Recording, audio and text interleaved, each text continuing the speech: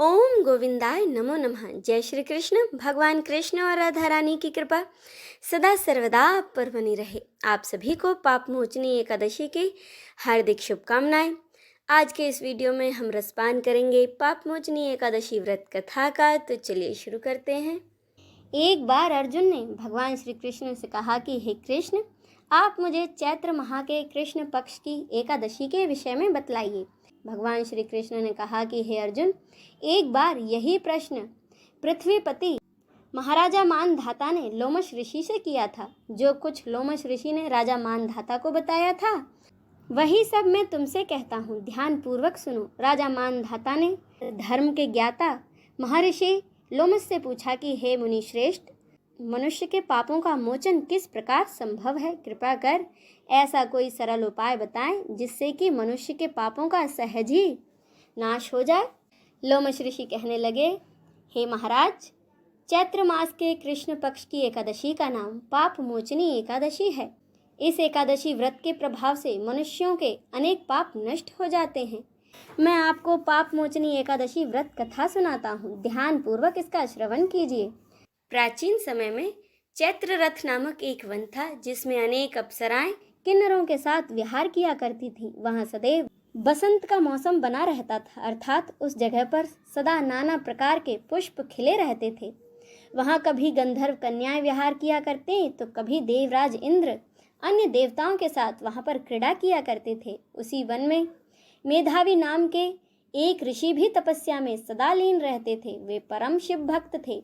एक दिन मंजू घोषा नामक एक अप्सरा ने जब उन मुनि को देखा तो वह उन पर मोहित हो गई और उन्हें अपनी ओर आकर्षित करने के लिए कुछ दूरी पर बैठकर वीणा बजाकर मधुर स्वर में वो गाने लगी। उसी समय परम शिव भक्त महर्षि मेधावी को कामदेव भी जीतने का प्रयास करने लगे।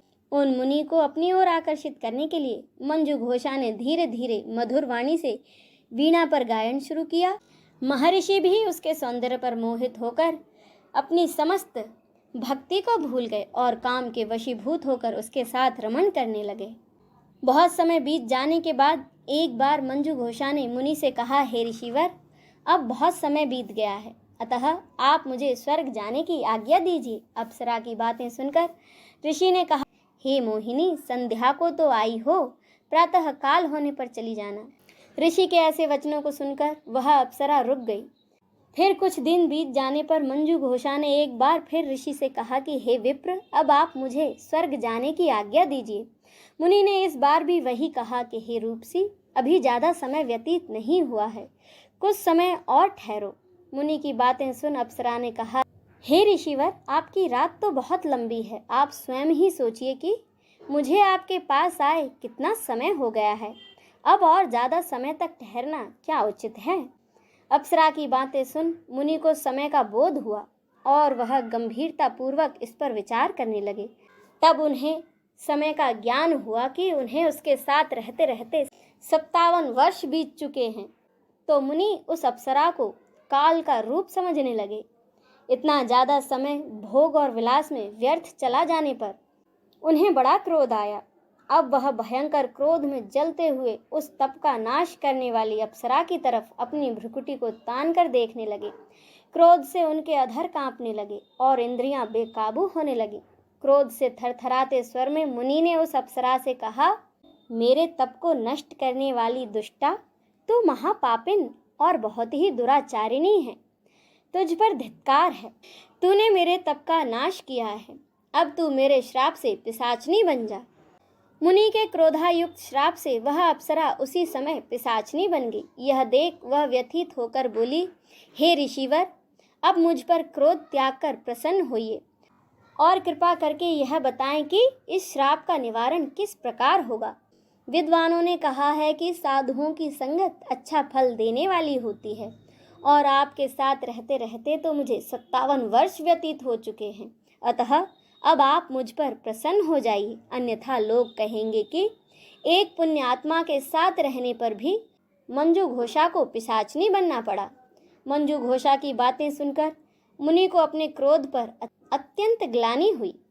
इसके साथ ही अपनी अपकीर्ति का भय भी उन्हें हुआ, अतः पिशाचनी बनी हुई मंजू घोषा से मुनि ने कहा, तूने मेरा बड़ा बुरा किया है, परंतु फिर भी मैं तुझे इस श्राप से मुक्ति का उपाय बतलाता हूँ। चैत्र मास के कृष्ण पक्ष की जो एकादशी है उसका नाम पाप मोचनी एकादशी है।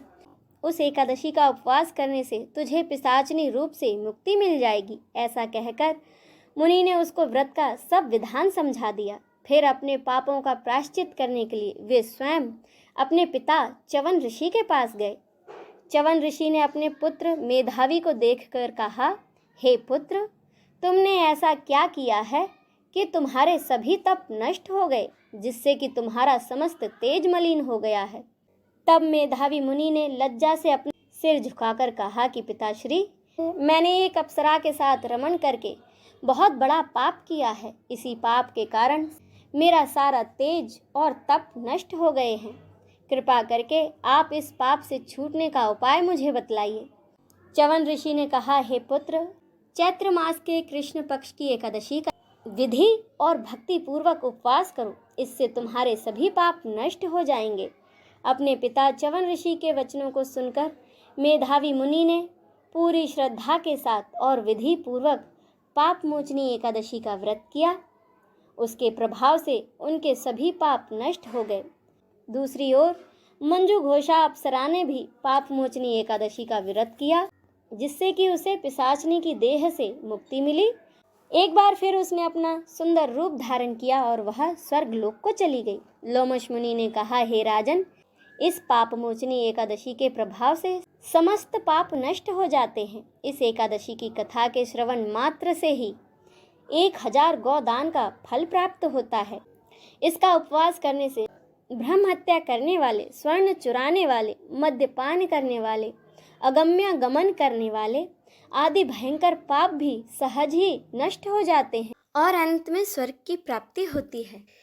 बोलिए भगवान विष्णु की जय, माता लक्ष्मी की जय, नमः पार्वते पते, हर हर महादेव की जय।